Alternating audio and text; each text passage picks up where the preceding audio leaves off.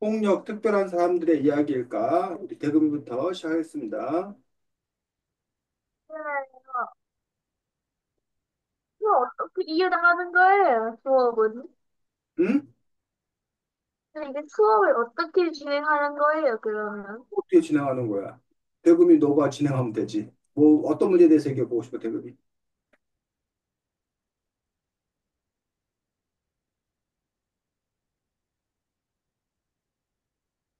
너가 이 책에서 얘기해 보고 싶은 거 있을 거 아니야? 진행해 보고 싶은 거 준비했을 거 아니야? 그거 하면 되지, 그대로. 이 책이 읽는데 어떤 느낌이 들었어요? 대금이 어떤 느낌이 들었니? 그잖아요 폭력이랑 뭔가 생각해본 것 같고요. 뭔가 허망한 것 같아.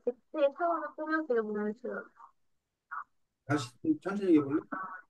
왜 울리지? 약간 폭력이라는 게 뭔가 생각하게 되고요. 폭력이라는 게 뭔가 생각하게 되고요. 심각하게, 생각하게. 심각하게 생각했고 또, 화가 나요. 폭력이 이렇게 많은 거죠, 우리 으쌰. 음, 그래, 그래. 또 무슨 얘기하고 싶었어?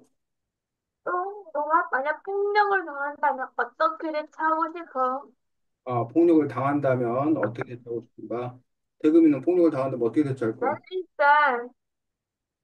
일단 최대한 다리를 최대한 피할 것 같고 음, 주변에 어른이나 선생님, 부모님들 세우면 정말 좋아할 것 같아. 아주 현명. 끝났어요. 그래, 그래. 자, 그래서 처음에 이 책을 접했을 때는 그런 느낌이었고, 그래서 이 책을 읽고 난 다음에 폭력에 대해서는 어떻게 생각을 해? 폭력이란 우리의 감정도 여길 수 있는 것도 폭력일 수 있다고 생각이 돼요. 뭐도 폭력이라고? 우리가 당연하게 여기는 것도 폭력이 될 수 있어요. 우리가 당연하게 여기는 것도 폭력이 될 수 있다. 예를 네. 들면, 예를 들어 법이죠, 법, 헌법. 법, 네. 헌법? 왜 법이 폭력이 될 수 있어? 법도 있잖아요. 음, 어떤 사람들한테는 도움이 되는데 어떤 사람한테는 뭐 법에 표시되어 있지 않거나 음, 뭐 법에는 나쁜 법에는 뭐 법에 표현이 안 돼가지고 우리 자신만 피해를 보는 상황이 있을 수가 있어요. 음. 그래, 그래. 그럼 어떻게 해야 돼? 그럴 때는?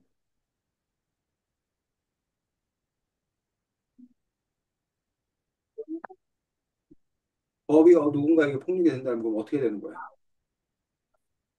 차별을 당하는 거죠, 법에 의해. 법에 의한 뭐 차별? 네. 그러니까 그런 경우는 어떻게 되냐고. 예를 들면 음, 교통사고가 났는데 음, 난 이유가 앞차가 불법 주차해놔가지고 음, 피해가 생긴 사고인데 음, 불법 주차 관련 법안이 없어가지고 불법 주차 차량은 피 안 맞는데 오히려 다시 피해 본 거죠. 음. 그러니까 그런 상황에서 그럼 어떻게 되냐? 우리가 앞으로 어떻게 되냐 그러면. 그러니까 법이니까 그냥 어쩔 수 없고 따라야 돼? 뭐 아니면 어떻게 되는 저는 거야? 그러니까 사람들의 여론을 모아가지고 음, 헌법 재판소에 문의할 것 같아요. 음. 그래서 헌법재판소 문의해서 그다음에 어떻게 하는 거야? 그 다음에 헌법 재판소가 재판하는 거죠. 그래가지고. 근데 왜냐면 이게 잘못됐다 판정되면 그냥 불법에 관련 도가 생기는 거죠. 음. 그래서 그 법을 바꿔야 된다? 네. 그렇지. 좋습니다. 자, 이 책은 폭력에 관해서 아주 이렇게 깊이 있게 다루고 있는 것도 볼 수 있습니다. 그래서 선생님도 사실 뭐 폭력에 대해서 그냥 막연히 나쁘다, 뭐 이런 생각, 무섭다, 뭐 이런 생각만 했었는데 이 책 같은 경우는 폭력에 관해서 아주 여러모로 다루고 있는 것도 볼 수가 있는데 먼저 16쪽. 자, 폭력의 정의가 나오는데 폭력의 정의는 인 공격 행위 등 불법한 방법으로 행사되는 물리적 강제력. 어, 그 말이 좀 이렇게 어려운데 몇 가지를 이제 끊어서 보면은 신체적인, 공격, 행위 등 불법한 방법으로 행사되는 물리적 강제력이라고 여기 사전에 정해졌다는 거야. 자, 신체적 공격 행위 등이라고 되어 있는데 우리는 폭력하면 대부분 뭘 생각해? 때리는 거예요. 때리는 거, 주먹질하고 때리는 거, 이런 신체적인 공격. 근데 어떻게 이 책을 보니까 신체적인 공격 행위만 폭력이야? 아니요? 그 외에 어떤 것들이 폭력이라는 거야?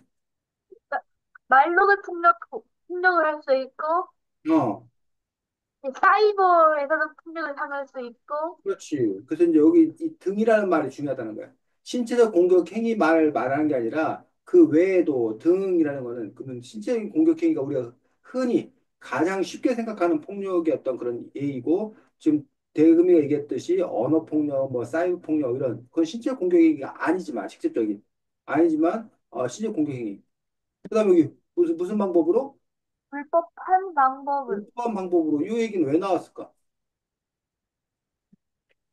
불법한 방법으로라는 얘기는 왜 나왔을까?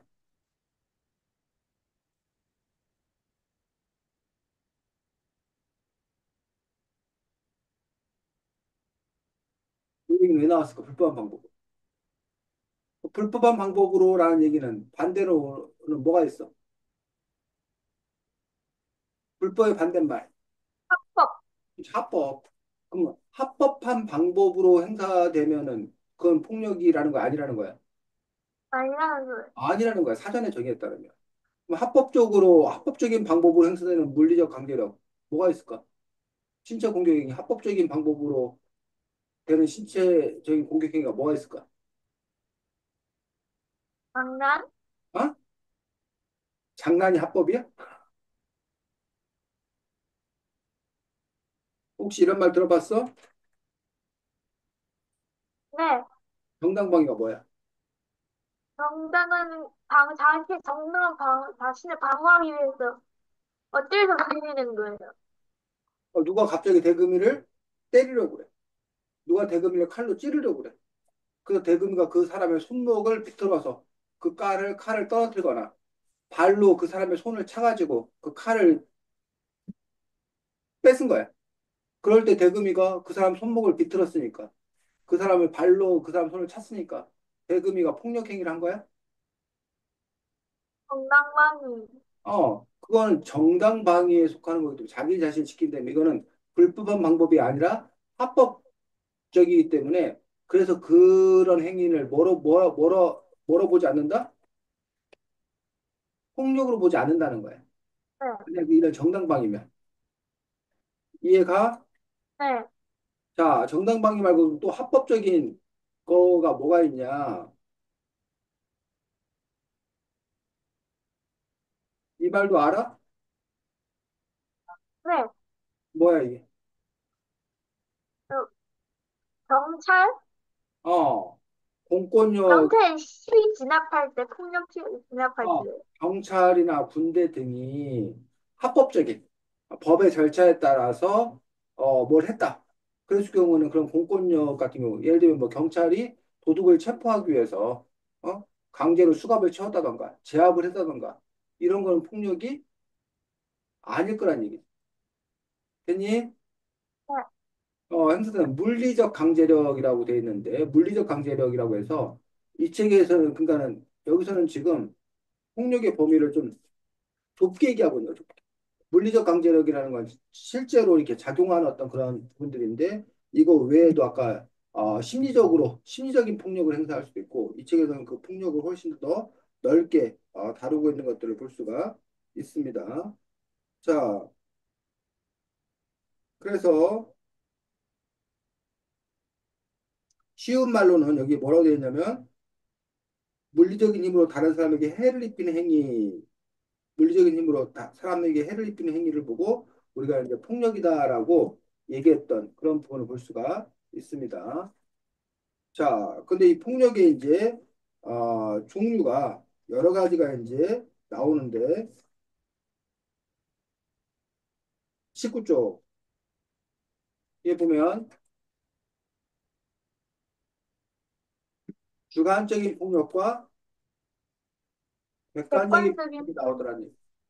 자, 대금이가 주관적인 폭력과 객관적인 폭력을 한번 나누어서 비교해서 한번 설명해 볼까? 주관적인 폭력은 그 명확히 알 수가 있어요. 폭행이 받는 걸. 예를 들면, 제일 아까 또 사람 때리는 거예요. 어, 아무리 어. 그래서 아까 우리가 말했던 폭력의 정에서 나왔던 그 남에게 해를 끼치는 물리적인 어떤 그런 폭력들, 눈에 보이는 그런 것들이 이제 주관적인 폭력이다라고 얘기하고 있습니다. 반면 그럼 객관적인 폭력은 우리 사는 곳에 있어가지고 이게 폭력인지 잘 모르는 거예요. 예를 폭력인데 사람들이 잘 모르는 폭력. 예를 들면 예를 들면 음, 음,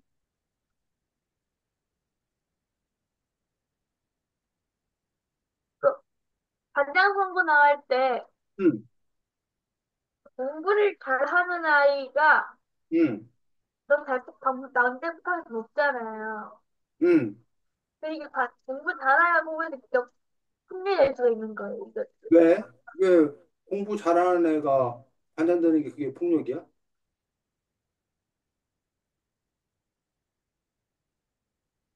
왜냐하면 음, 나도 자신도 반장하고 싶은데 음, 공부를 잘 못한다는 이유로 반지 뽑히지 못하는 거예요. 음. 아니, 그러면 공부 못하는 아이를 뽑아줘야 돼?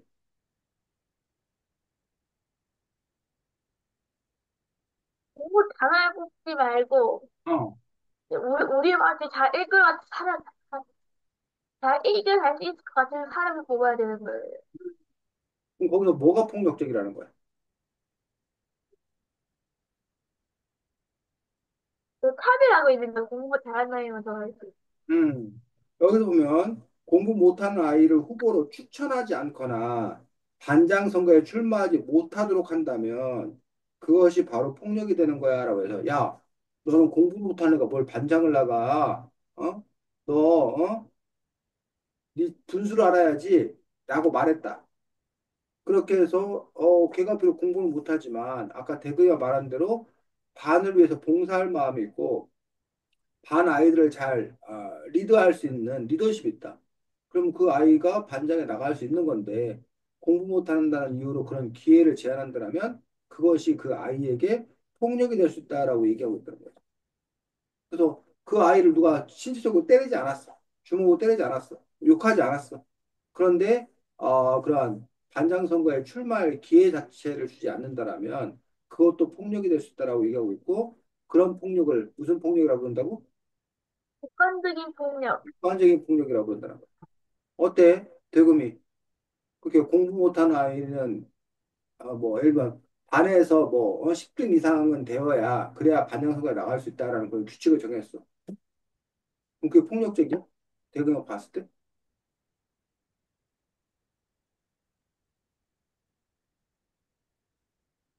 애매한 것 같아요. 애매한 것 같아요. 애매한 것 같아. 또 그런 점에서 사실은 이런 객관적인 폭력에 대해서 우리나라 사람들 입장에서는 주관적인 폭력에 대해서는 폭력이라는 거에 대해서 아마 다 동의할 거예요.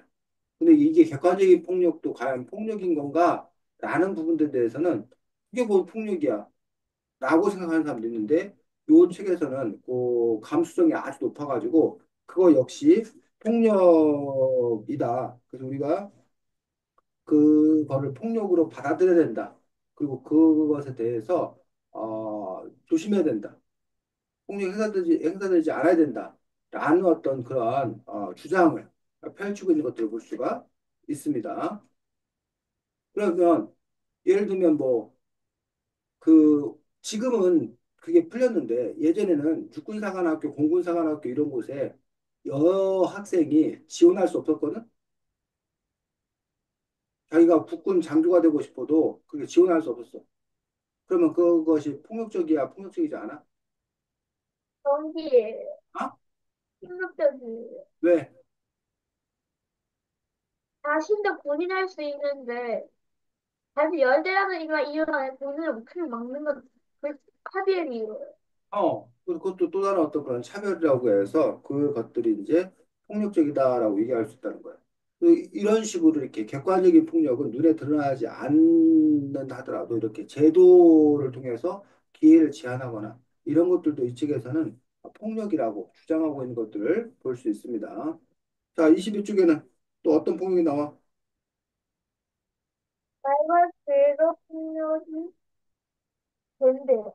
그러니까 무슨 폭력? 언어 폭력. 언어 폭력이 나오고 있는 것들을 볼 수가 있습니다. 그래서 언어 폭력 대표적인 예는 예를 언어 폭력이 갑질, 아? 갑질, 갑질 그 전에 욕, 대표적인 예는 뭐 욕이에요. 욕 나왔어 욕 다른 사람에게 욕을 하는 것들이 언어 폭력을 하는 거지. 두 번째로는 또 언어 폭력이 뭐가 있대? 욕 말고 거짓말, 응? 거짓말. 거짓말이 왜 언어 폭력이야?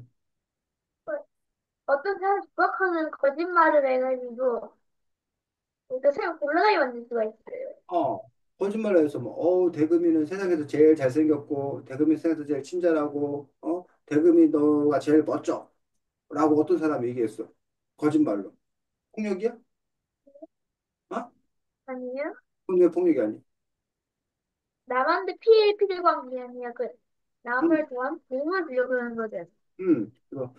그 거짓말인데 그냥 거짓말이라고 폭력이 되는 것이 아니라 상대를 곤란한 상태에 빠뜨리는 거. 이것도 이제 폭력이라고 있고, 또, 그 전에 또 뭐 나왔어?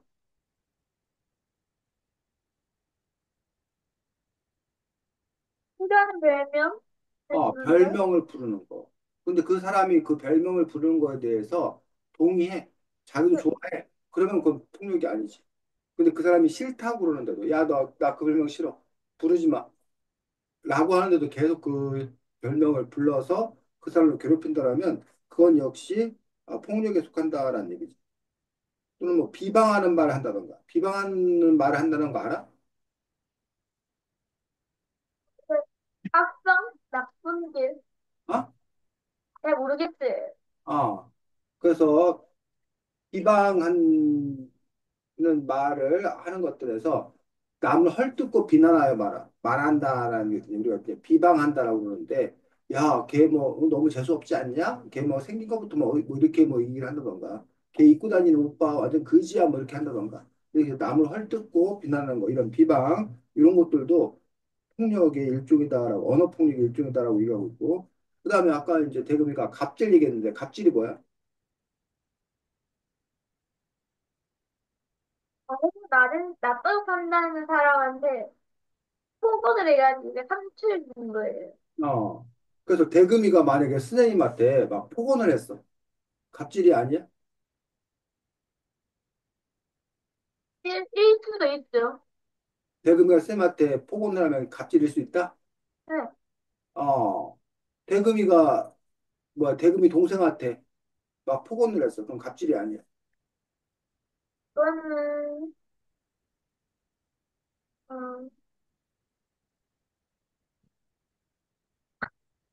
대금이가 친구한테 막 폭언을 했어. 갑질이 아니야. 확진 아닌 것 같아요, 그거. 네. 왜냐면요. 음, 그냥 친구를 갑질한다는, 친구한테 그 나쁜 말을 한다는 건 음. 학교 폭력이 돼. 자, 이 갑질의 정의를 한번 찾아서 읽어볼까? 자신의 지위가 낮다고 생각되는 사람에게 후원하는 것으로 폭력 행사하는 거예요. 또, 대금이가 아까 뭐, 선생님한테 폭언을 했어. 그러면 갑질이 아니야? 갑질이에요. 어? 그러면 이, 대금이가 선생님이 대금이 부하 직원이야? 아니요? 선생님이 대금보다 지위가 낮은 사람이야? 아니요? 이게 지금 갑질은 부하 직원이나 자신보다 지위가 낮다고 생각되는 사람에게 폭언하는 것, 폭력을 행사하는 것, 이게 갑질이라고 그랬잖아. 근데 아까 대금이가 선생님한테 폭언하는 것도 갑질이라고 그랬고, 그럼 대금이가 선생님보다 더 높은 사람이라는 뜻이잖아. 이게 있잖아요. 아?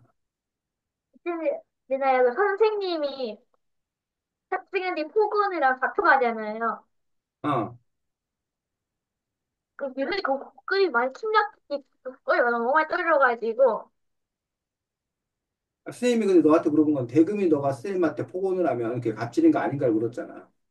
네, 이것도 사회주의에 있어 사회적 지위. 실제 교환하는 지위가 아니라 사회적 지위.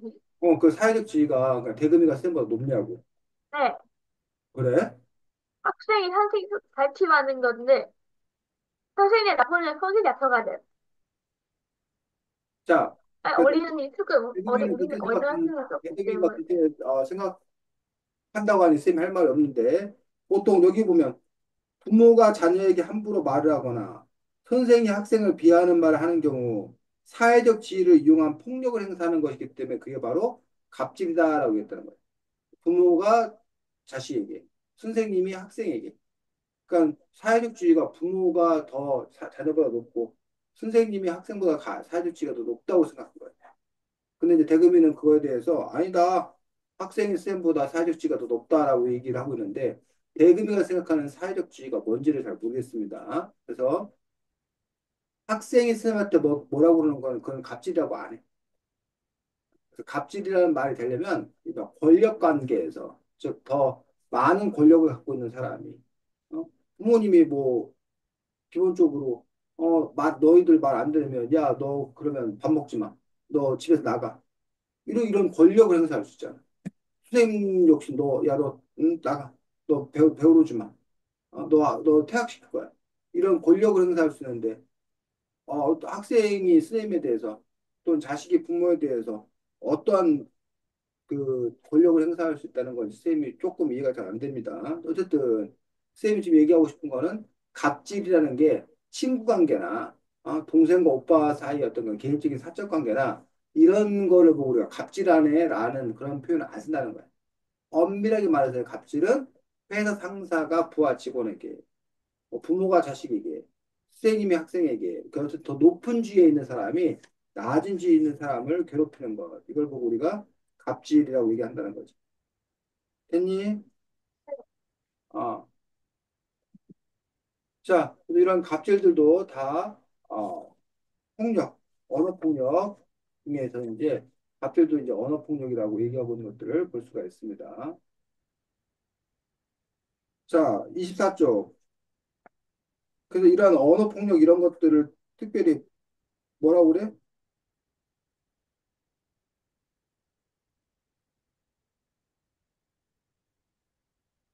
주먹으로 때리는 그런 폭력이 물리적 폭력이다라고 했을 때 이런 말과 글에 의한 그런 폭력은 무슨 정서적 폭력, 어?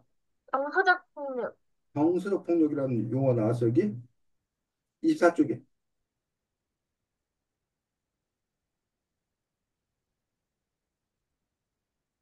상징적인 폭력. 그렇지. 상징적인 폭력이라는 용어로 설명하고 있습니다. 그래서 이 책에서는 지금 폭력을 아까 우리가 국어사전에서는 물리적인 폭력이라는 표현이 나왔어. 물리적인 폭력은 항상. 근데 그에 비해서 지금 여기서는 상징적인 폭력이라는 용어가 나오고 상징. 언어에 의한 어떤 그런 폭력은 상징적인 폭력이다라고 얘기하고 있습니다. 반면에 이게 물리적인 폭력은 직접 그 사람의 신체를 타격하는 경우 그런 것들은 보고 이제 우리가 물리적인 폭력이다라고 이야기했습니다. 자, 그 다음에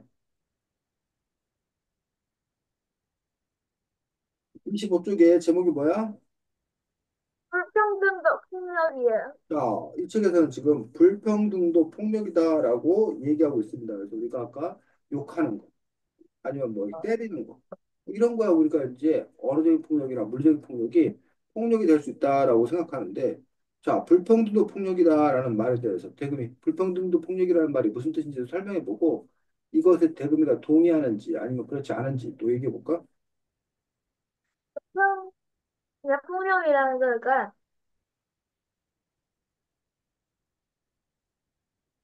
사회가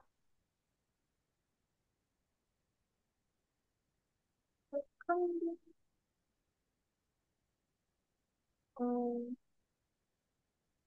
질문이 뭐였죠? 불평등도 왜 폭력이 될 수 있는지 그 여기서 뭐라고 설명하고 있고 또 그거에 대해서 대금이는 어떻게 생각하는지. 이런 폭로한 사람이 가지고 담배를 능력만의 어바웃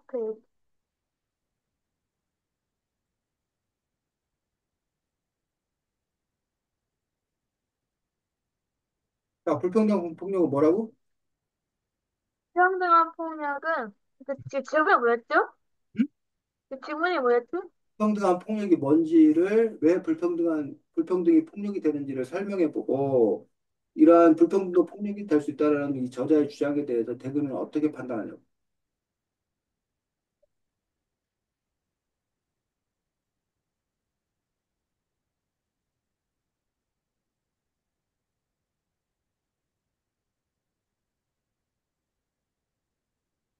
음,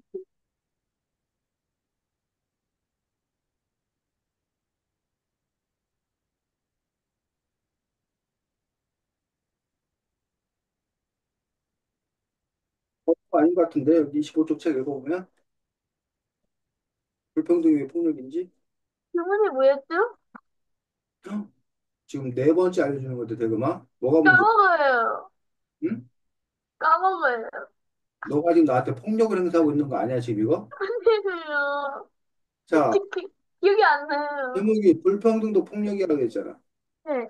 왜 불평등이 폭력이라고 하는 건지 그 이유가 뭔지를 설명해 보라고.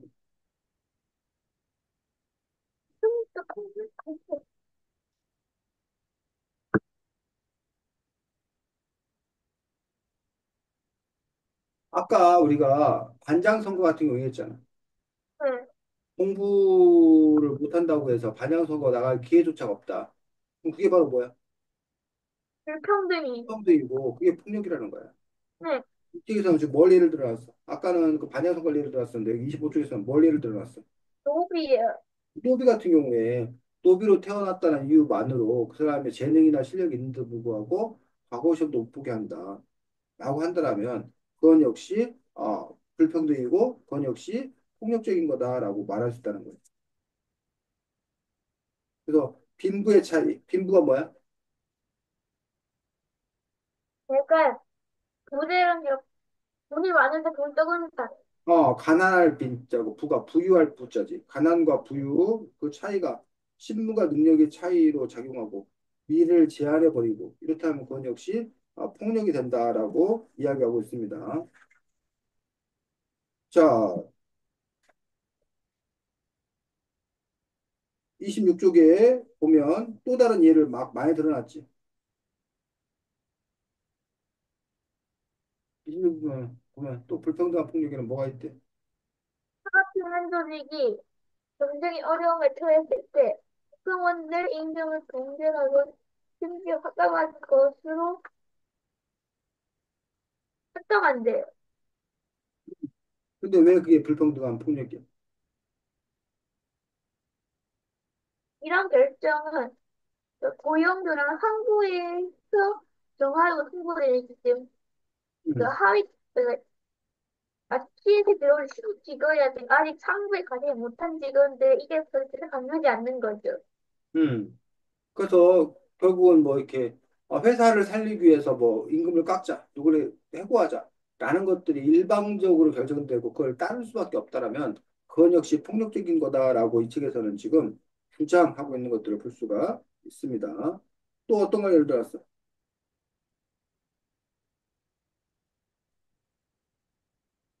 그 다음에 예를 들어놓은 건 얼마 청와대에 처음 예식하는 서로 도입한 경험도 유명 연예인이었던 특히 분세를 넘겼던 자, 이때 거기 있는 내용을 그냥 대금아 네가 읽어주라는 게 아니고 그 내용을 우리가 눈으로 쭉 속으로 읽어보고 대금이 말로 정리해서 답만 얘기해야지. 그 연예인이 애를 낳으면 그 애만 그만두시려 가지고 오래 머물 수가 있는 거예요. 다른 다른 아기들이 다른 아이들이 아픈 아기들 수가 있잖아요. 그럼 아픈 아이들이 그 완전히 오래 머무는 그 연예인이 아기 때문에 치료 빨리 줄 수가 있는 거예요. 그렇지. 지금 순서라든가 이러한 절차에 의해서 결정된 게 아니라 유명한 연예인이라는 이유로 특혜를 받아가지고 이렇게 그 아이가 진찰을 먼저 받게 되면 다른 사람들이 제대로 된 진료를 받을 수 없기 때문에 그 기회가 박탈되는 거기 때문에 불평등한 폭력이라고 지금 예의를 들어주고 있는 걸 볼 수 있습니다.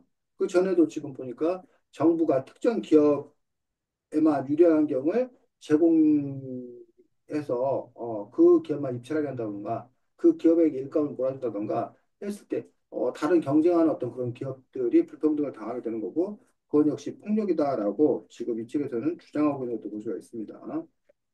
27쪽에는 또 새로운 폭력 나오네.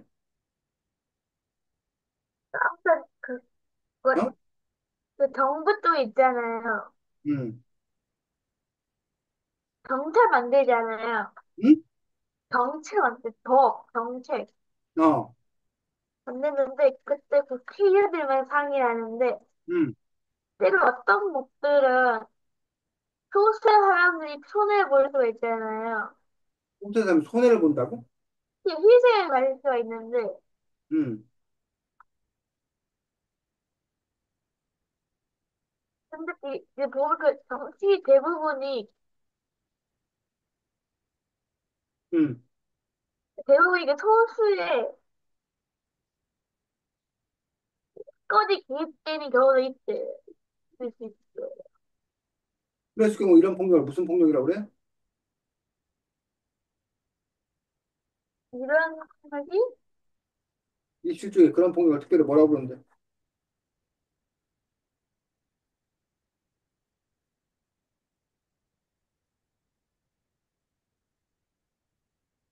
정치적인 폭력이라고 부른다. 정치적인 폭력. 정부나 아니, 정당이 국민들의 이익에 반하는 정책을 만들어서 그걸 행사함으로써 많은 사람들에게 희생을 강요한다면 그런 것들이 정치적 폭력이라고 하죠. 최근에 정치적 폭력이 있었어, 우리나라에? 잘 모르겠어요. 기억력 말고는 잘 모르겠어요. 그 계엄령이라고 하는 거에 대해서 어, 물론 계엄령에 찬성하는 시민들도 있지만 대다수의 시민들이 그 계엄령에 대해서 반대하잖아. 계엄령을 통해서 국민들의 자유와 권리를 억압하려고 했다. 그것 때문에 그것들이 바로 정치적인 폭력이다라고 해서 국민들이 많이 들고 나서 저항했던 또 그런 부분들을 볼 수가 있습니다.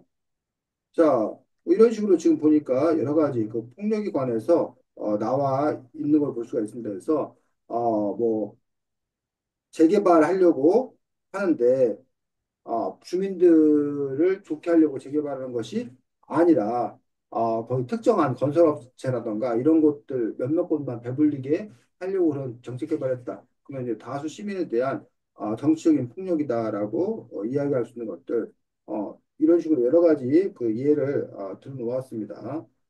자, 29쪽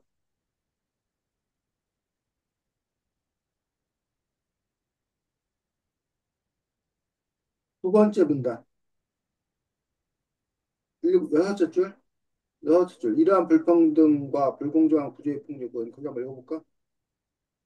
불평등과 불공정한 구조의 폭력은 사회와 기업에서만이 아니라 학교나 종교, 신체 가족 안에서 힘을 발휘하고 있다. 이때 무지는 가장 은밀하고 가장 강력한 폭력의 무기로 사용된다. 사람들이 스스로 옳은 말을 하지 못하도록 진실을 알지 못하게 하는 것이. 민족균형에 대항하는 방법은 진실을 알아채는 수 있는 생각의 힘을 기르는 거예요.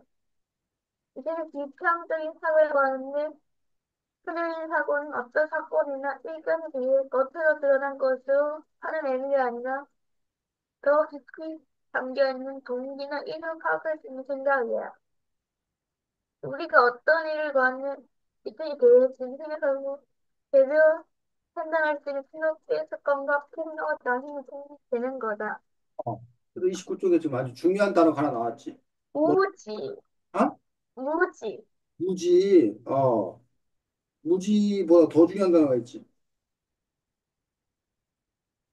부도덕 폭력, 응?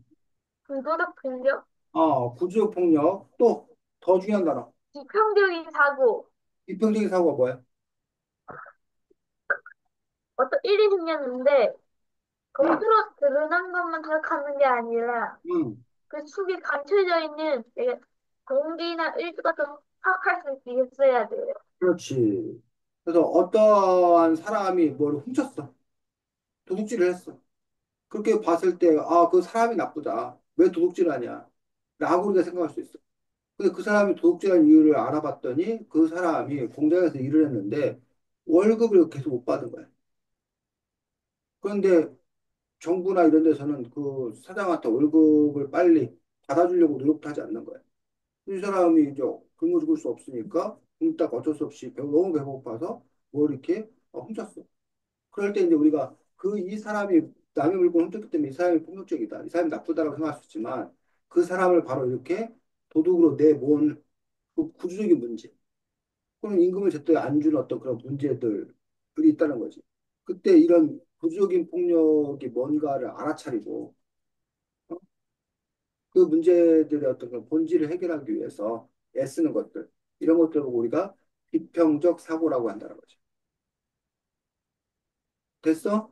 네, 그래서 여러분들이 어떤 일이 벌어졌을 때 단지 그 일 자체에 주목하는 거냐, 그것이 아니라 왜 그런 일이 발생할 수밖에 없었나, 그 이유가 무엇인 건가, 라는 것들을 이렇게 따져 들어가는 것들. 그런 것들이 바로 이제 구조적인 폭력을 밝혀낸다라고 말할 수 있습니다. 자, 30쪽에 제목이 뭐야? 인정하지 않는 것도 폭력이다. 차이를 인정하지 않는 것도 폭력이다 해가지고 여기 보니까 지금 또 다른 폭력의 종류가 나왔지. 무슨 폭력? 30쪽에 나온 폭력은 문화적 폭력, 문화적 폭력이 뭐래? 사상이나 철학, 예술, 사회, 여론을 통해서 행사되는 폭력이에요. 이게 무슨 말이야? 그러니까 유명한 사람이 어떤 행동을 했는데 사람들이 그 사람이 다 따라하는 건 거죠. 음. 예를 들면 자신, 뭐 선생님이 오늘 조금 전에 이제 다른 그 중학생 언니 오빠도 형 누나도 공부하는 것 때문에 책을 읽었었는데 학교 밖 청소년이라고 혹시 알아? 대금은? 학교, 각, 학교 밖 청소년. 아니에요? 중고등학생들인데 학교 다니지 않는 거야. 학교에 다니지 않아. 그 학교를 그만둔 거야. 자퇴한 거야. 또는 뭐 퇴학당한 거야. 그럼 자퇴했다, 퇴학당했다라고 학교 밖 청소년이라고 생각하면 대금이 머릿속에 어떤 이미지가 떠올라? 그냥, 학교, 학교 다니지 않아. 청소년 그 나이인데 학교를 그만둬 버렸어. 그냥 놀고 있을 것 같아요. 자신이 하고 싶은 걸 하고 있을 것 같아요. 자신이 하고 싶은 걸 하고 있을 것 같아. 그러니까 바람직해? 대부분은 자신이 하고 싶어 할 것 같아요. 자신이 그래서, 하고 싶은 게 있으니까 학교 그만둘 것 같은 것 같아요. 그래서 좋아 대부분. 보여? 좋아 보이진 않죠. 좋아 보이진 않아. 왜? 왜냐면 사회한다니. 결국 학교에서 이게 사회생활에 밀릴 수 있기 때문에 같이 음. 생각하면 이게 불쌍해, 얘가 불쌍하죠. 대금이는 그나마 그래도 이제 시각이 좋은데, 학교 밖 청소년에 대해서, 아유, 걔가 무슨 사고 쳤나 보다. 공부 지지리도 하기 싫어하나 보다. 라고 해서 그 문제와 비슷하게 사회 밖 청소년을 생각하는 경우가 많다는 얘기지. 그러니까 그런 사회적인 어떤 그런 인식, 어? 요것도 일단, 뭐야? 바로 문화적 폭력에 속하는 그 당시 시대 사람들이 자기들만의 어떤 그런 가치관, 이런 생각들을 갖고서 그러지 않은, 그러니까 이게 보통이 아닌 그런 사람들을 비정상으로 여기고, 서로 다른 건데, 다른 게 아니라 넌 틀렸다, 잘못했다, 학생이면 학교를 다녀야지, 학교 다니지 않는 것들은 문제가 있다, 문제하다, 이런 식으로 생각하는 것들이 바로 여기 나와 있는 문화적 폭력이라고 말할 수 있는 부분들입니다. 됐니? 어, 그래서 지금 이 32쪽에 보면 읽어보겠습니다. 처음부터요. 어, 이 세상에는 특정 집단에 대해서 신성한 시민과 정당화하는 지지문을 가진 사이가 많다.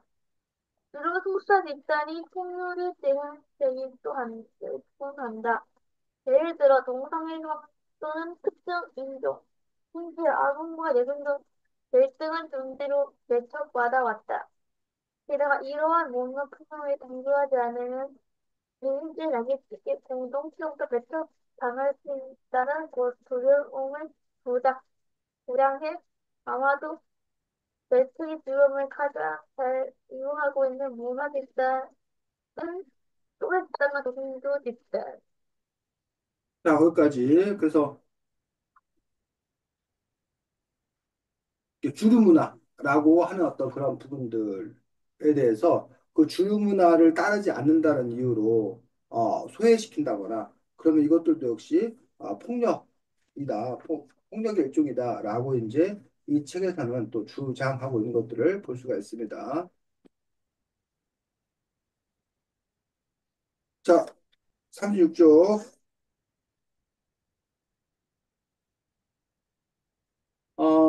대금이 부모님은 대금이한테 어떻게 가르치셨어? 누가 널 때리면 그냥 맞으라고 가르쳤어? 아니면 너도 한테 때리라고 가르쳤어? 뭐 어떻게 가르치셨어? 어, 네, 누가 널 때렸다. 그럼 어떻게 하래? 음, 그냥 맞으래? 아니요? 그러면 때리자는 말도 없었던 것 같은데. 특별히 어떻게 하라는 말이 없었어? 맞지도 말라고 때리지 말라고 했는데. 맞지도 말고 때리지도 말라 그랬어? 네. 자, 여기 보면 폭력이 원하는 것이라고 나와 있는데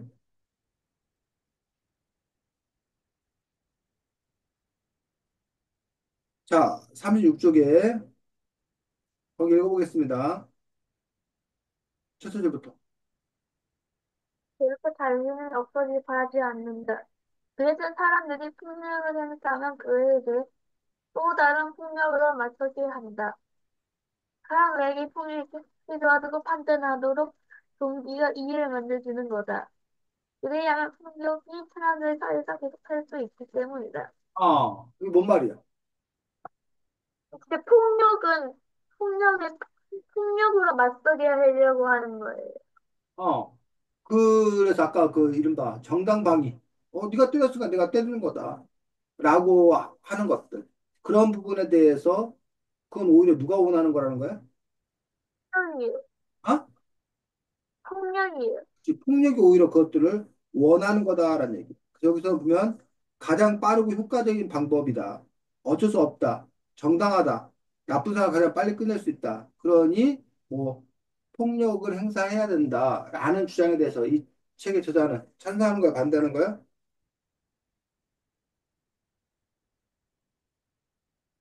뭐라고요? 이 사람은 그렇게 정당한 폭력 이런 것들에 대해서 찬성하는 거냐고. 아니요. 어떤 문제를 빨리 해결하기 위해서 때려서 해결해야 된다. 어? 어쩔 수 없다. 뭐 나쁜 사람 가장 빨리 끝낼 수 있다. 그런 식으로 폭력의 여러 가지 이유를 댄단 말이야, 사람들이. 네가 오죽 심했으면 내가 그런 폭력을 행사했겠냐. 그러니까 내 폭력은 문제가 없다. 이런 식으로 얘기하는 사람이 있다는 거야. 난 가만히 있는데 네가 때리면 난 분명히 복수할 거다. 폭력 행사할 거다. 근데 내가 먼저 하진 않을 거다. 이런 식으로 해서 어떤 폭력을 정당화하는 경우가 있는데 이 책에서는 그런 폭력의 정당화에 대해서 잘못된 거다라고 주장하고 있는 것들을 볼 수가 있습니다. 그래서 37쪽에 마지막 문장 읽어보겠습니다. 폭력은 폭력은 결과보다 그 의도가 무엇일까를 이해하는 것이 더 중요하다. 폭력은 결과보다 그 의도가 무엇인가를 이해하는 것이 더 중요하다라고 되어 있습니다. 그래서 왜 때리려고 그러는가, 왜 그런 폭력을 행사하는 건가, 라는 부분에 대해서 늘 생각을 해야 된다고 주장하고 있습니다. 38쪽. 폭력은 또 뭐래? 권력과 같이 어울려 지내고 있어요. 음, 계속 읽어봐. 권력은 높은 지위에서 행사하는 힘이다. 그 힘이 폭력을 정당한 것으로 만들어준다. 힘 또는 권력은 반드시 사회적으로나 경제적으로 높은 위치에 있는 사람에게만 주어지는 것은 아니다. 자, 그래서 가, 이제 밑에서 셋째 줄. 그리고 힘이 센 사람이, 그리고 힘이 센 사람? 밑에 셋째 그리고 힘이 센 사람이 힘없는 사람에게 자신이 원하도록 원하는 것을 하도록 강요한다면 그것은 늘 크고 작은 폭력으로 변할 수 있다. 결국 대금이가 공성한테 뭘 하라고 강요한다라면 그것도 일종의 뭐라는 거야? 폭력이에요. 폭력이 되는 거지. 더 힘이 센 사람, 선생님이 대금에게 뭘 강요한다. 그럼 그거 역시 폭력이라는 거지. 이 책에서는. 어때? 대금에 보기에도 그게 폭력이야? 아니면 폭력이 아니야? 폭력인 것 같아요. 그럼 대금이는 동생한테 폭력을 잘 행사해? 아니요? 폭력을 행사하지 않아? 네. 왜? 힘이 더 세지 않아? 동생이 힘이 더 세? 아니요? 내가 없으니까 팔 힘들면 제가 이겨요. 그리고 네가 오빠라고 너 동생 너 나한테 말 안 들어 꼼짝 마. 뭐 이렇게 하지 않아? 아니요? 어. 어떻게 그러면? 저는 동생한테 그런 건 안 해요, 절대. 어? 동생한테 절대 그런 거 안 해요. 아주 좋은 오빠구만. 여기 그래서 이제 힘없는 사람에게 자신이 원하는 것을 하도록 강요한다면 그거 자체가 이제 폭력일 수 있다라고 얘기하고 있고 우리 주변에 어떤 그런 폭력이 알게 모르게 사실 상당히 많이 있는 거지. 여러분이 하기 싫은데 부모님이 뭐 억지로 강요한다던가 선생님이 너네 막 이거 안 하면 뭐 혼낼 거야라고 막 강요한다던가 이런 것도 하나하나가 사실은 다 폭력일 수 있다는 거야. 그 사람 자신의 어떤 그런 의사에 반해서 뭘 하도록 한다면. 자, 그 다음에 39쪽. 또 폭력은 어떤 사람을 찾아간대? 스스로를 형편없다고 생각하는 사람이에요. 이게 뭔 말이야?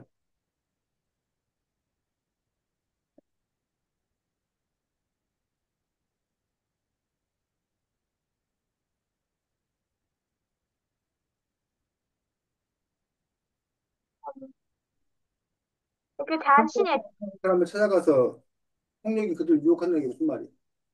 자신의 스스로 공격하게 부정적인 생각을 하는 거잖아요. 음, 똘똘똘똘해가지고, 음, 자신이 약간, 자신 그 마음이 피폐해지고, 음.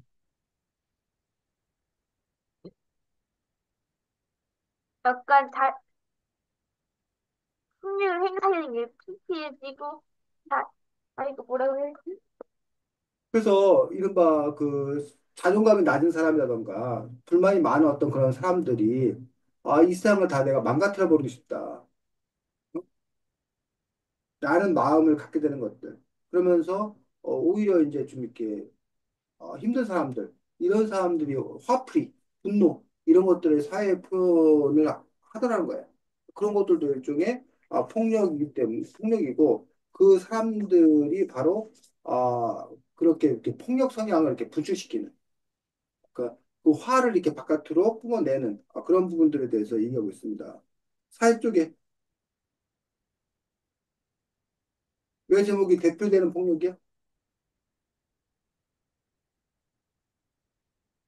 어떤 사람이, 어떤 사람이 폭력을 행사하면, 어, 그래서 그 사람 어떤 사람이 폭력을 행할 수가 있어요. 다른 어, 사람한테. 어. 자, 폭력을 행사하는 가운데서 일종의 쾌감을 느끼는 경우가 있다는 거, 해방감. 그걸 다른 말로 뭐라 그래? 카타르시스를 느낀다, 카타르시스. 막 이렇게 막 뭐가 정화된 느낌, 깨끗해진 느낌. 이런 느낌을 갖는데, 그러다 보니까 이 폭력을 행사하는 것들이 그것도 약간 중독성을 갖게 된다는 거죠. 그래서 뭘 때려 부시는 가운데서 우리가 막 스트레스 풀렸다고 하는 어떤 그런 부분들. 아, 사람의 어떤 부분들이 어떻게 저렇게 잔인한 짓을 할 수 있을까라고 생각하는데, 뭐 잔인한 짓을 하면서 오히려 자기가 뭔가 이렇게 다른 사람들로부터 존재감 있게 느낀다고 한다던가, 아니면 아까 말했던 세상에 대한 화풀이 한다고 본다던가, 이왕 이판사판 다 끝내버리자는 어떤 그러한 목말름식 사고를 한다던가, 이런 것들에 의해서 폭력이 또 자행되는 경우가 많이 있다라고 주장하고 있습니다. 반면에 폭력을 당하는 사람이나 지켜보는 사람들은 어때? 화가 나요. 어? 화가 나요. 화가 나고 두려움에 떨 수밖에 없게 되는 것들을 볼 수가 있습니다. 자, 그래서 이 책의 저자는 42쪽 밑에서 넷째 줄 읽어보겠습니다. 우리가 폭력이 일어나는 상황에 맞닥뜨렸을 때 난리글에 개입하기보다는 그 자유주의하는 것은 무관심하기 때문이 아니라 자신에게까지 해악이 치오르는 공포와 풍랑에 대한 혐오감 때문이다. 공포와 폭력에 대한 혐오감 때문에 얼른 그 자리를 떠나고 싶어 하는 어떤 그런 마음들이 사람들 마음 안에 있다라고 이 책에서는 주장하고 있는 것들을 볼 수가 있습니다. 자, 그 다음에 여기 43쪽에 그림 나오는데 대금이는 뭘로 보여? 아, 스피드, 오히려 스피드 보이고 오디오도 보이는데요. 피로도 보이고 오디오도 보여? 네, 왜 이런 그림을 갖다 놨을까?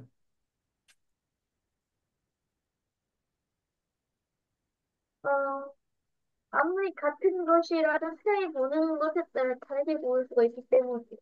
그렇지. 그래서 사람들은 저마다 다른 관점을 가지고 다른 해석을 하게 되는 것들이 자연스러운 일이다라는 거예요. 그런데 동일한 폭력행위에 대해서도 사람마다 좀 다르게 얘기하기 때문에 상당히 이제 혼란스러울 수 있는 또 그런 부분들을 볼 수가 있습니다. 자, 46조. 제목이 뭐야? 내가 돈으로 폭력을 간다고? 뭔 말이야, 이거는?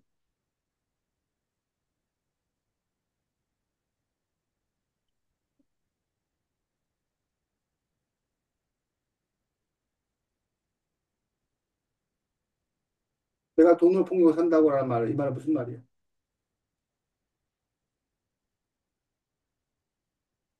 광고 같은 게 폭력적인 장면이 나올 수가 있는 거예요. 그 아니, 광고, 아니면 폭력적인 뭐, 사람하고 폭력적인 게 나오는 걸 살 수 있는 거고요.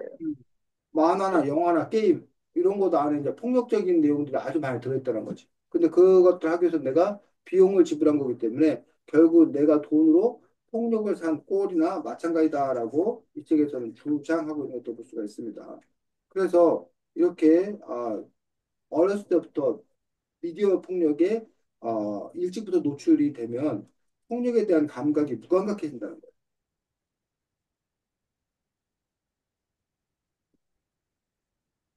그래서 오히려 그 사람이 폭력에 익숙해지고 그럼 폭력이 계속되는 그런 문제점이 있다는 거지. 그렇기 때문에 이 책의 저자는 이렇게 폭력 만화나 폭력 영화나 이런 폭력과 관련된 것들을 학생들에게 어린이들에게 노출하는 것들은 좋지 않다라고 이제 주장하고 있는 그런 책인 것을 볼 수가 있습니다. 자, 그 다음에 51쪽, 50쪽, 51쪽에 유명한 철학자가 한 사람 나오는데 누구? 50쪽 아랫부분에.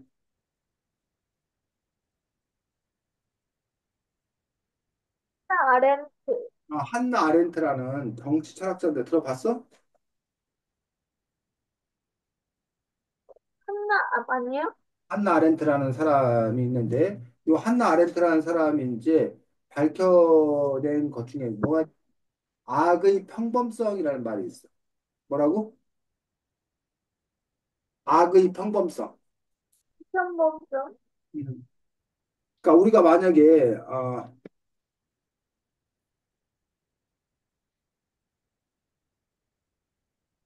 막 수십만 수백만 명을 죽인 사람이 있어.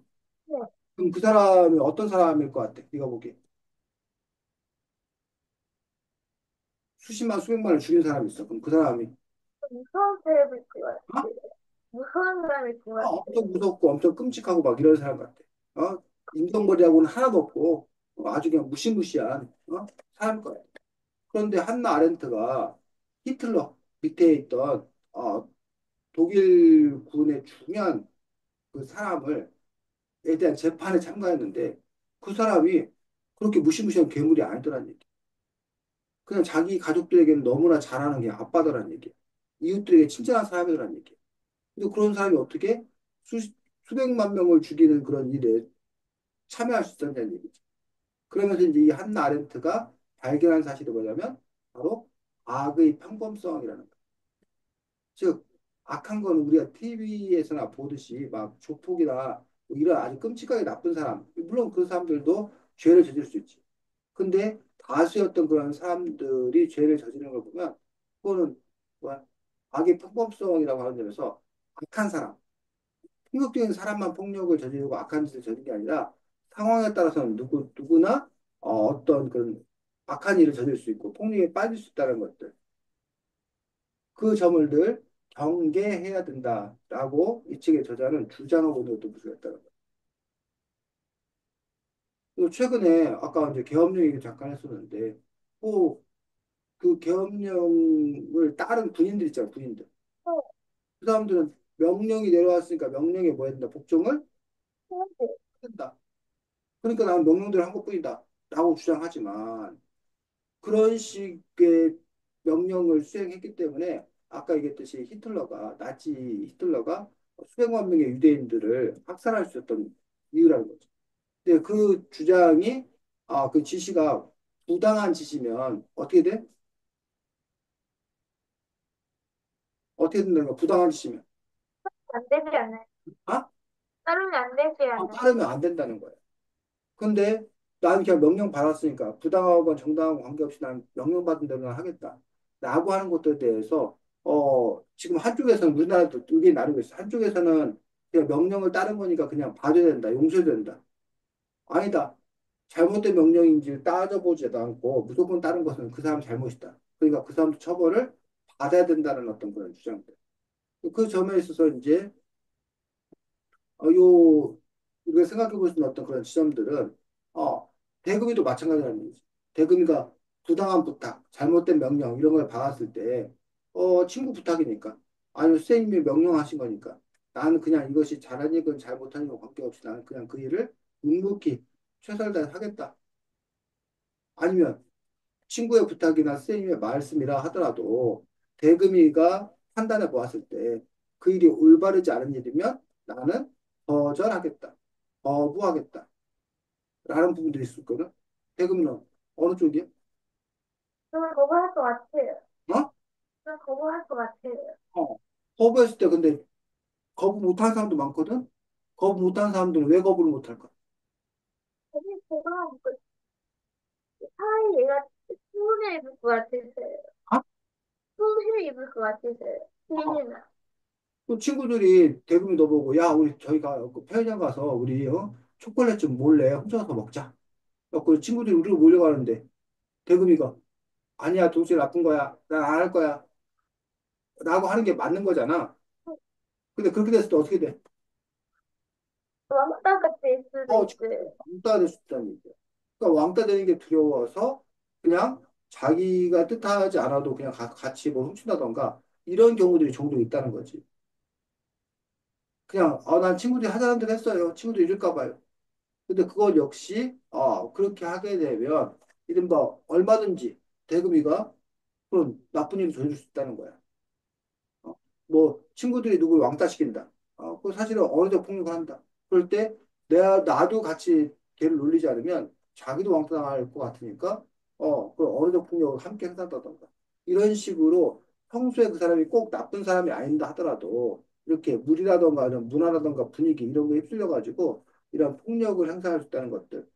그 점을 이 안나 아렌트가 밝혀내었고 그러면서 이제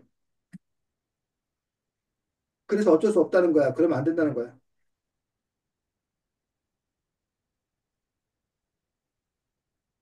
그래서 어쩔 수 없다는 거야. 그러면 안 된다는 거야. 된다. 어? 안 된다. 안 된다는 거지. 그래서 54쪽에 읽어보겠습니다. 어디부터요? 처음부터 54쪽. 폭력은 제대로 된 양육이나 교육을 받지 못하거나 한 사회적인 미취학이기 때문에만 일어나는 것이라고 한정짓고 그들에게 탓을 돌리는 것이 또 아쉬울 수는 있어. 하지만 그렇게 생각한다고 해서 폭력의 문제가 해결되지는 않아. 우리가 진정 폭력의 문제를 해결하고자 한다면 우리 모두가 폭력을 저지를 가능성을 가지고 있다는 사실을 인정하고 폭력을 지금까지와는 다르게 바라보는 이해가 필요해. 이 책의 저자는 뭐라고 주장하고 있어? 얘가 폭력은 이상한 사람도 일어나는 게 아니라 평범한 사람들한테도 일어날 수 있기 때문에 폭력을 지금까지랑은 다르게 바라보는 인지가 필요하대요. 그렇지. 그러니까 우리가 폭력은 정말 아까 폭력배나 나쁜 사람들만 하는 거였는데 대금이나 쌤도 얼마든지 폭력을 행사할 수 있다는 거야. 폭력들이 될 수 있다는 거야. 그러면서 여기 이 폭력이라는 도대체 무엇인가에 대해서 깊이 있게 고민하고 생각을 해봐야 된다라고 이 책의 저자는 주장하고 있는 것도 볼 수가 있습니다. 그래서 이제 이 책이 아까 우리가 앞에 쭉 살펴봤듯이 우리는 그동안 신체적인 폭력, 물리적인 폭력만을 폭력이라고 봤었는데 이 책에 따르니까 뭐 객관적인 폭력, 주관적인 폭력, 디지털 폭력, 그다음에 또 뭐 나왔어? 언어 폭력, 정치 폭력, 뭐 사회 폭력 뭐 이런 식으로 다양한 어떤 그런 개념들을 갖고 있는 또 볼 수 있기 때문에 어쨌든 이런 것들에 대해서 제대로 잘 알아야지. 그리고 비평등 사고를 할 수 있어야 이런 폭력에 대해서 자기가 자기 스스로를 잘 지킬 수 있을 뿐만 아니라 자기가 폭력자가 되어서 남을 괴롭히는 일이 없을 거다라고 이 책의 주자는 이야기하고 있습니다. 자, 대금이 어쨌든 혼자 공부하느라고 애썼습니다. 다음 주에는 기호 3번 안석봉이라는 책이에요. 기호 3번 안석봉이라는 책이어서 동화책이에요, 동화책. 그래서 그 책에도 아마 오늘 우리가 배운 폭력에 관한 그 부분들이 있다고 볼 수 있을 거야, 아마. 그런 부분들을 찾아보면서 오늘 우리가 읽었던 책하고 기호 3번 안석봉 것도 이렇게 연결하면서 책을 읽는 것들도 독서를 또 잘하는 방법들 중에 하나입니다. 자, 대금이 수고 많았습니다. 안녕. 안녕하세요.